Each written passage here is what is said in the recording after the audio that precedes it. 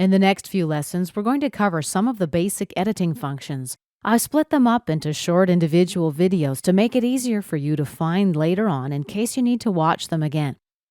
In this lesson, we're going to learn how to rename an audio event.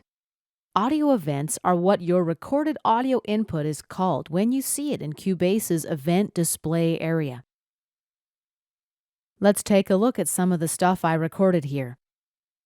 This is called an audio event. Let me just zoom to the locator so I can see a few at a time. Here's another audio event. Look how they're named. Let's take a look at the event info line. First, we see the track name, R34, and then there's an underscore and a numerical suffix. Underscore 01 means it's the first audio file recorded on this track. Underscore 02 means it's the second audio file recorded on this track. Since it's a good idea to keep your work well organized, I like to rename some of my tracks if necessary to make the project nomenclature easy to understand and navigate. And renaming events is really easy. First of all, make sure you've got the Object Selection tool active. Now click on the event you want to rename. Make sure the event info line is displayed. That's the black line that appears under the toolbar. If you don't see it, just click this button. This is the Show Event Info Line toggle.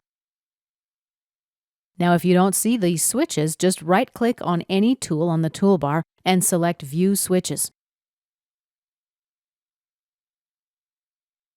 The Event Info Line displays a bunch of at-a-glance information about any events that you've selected.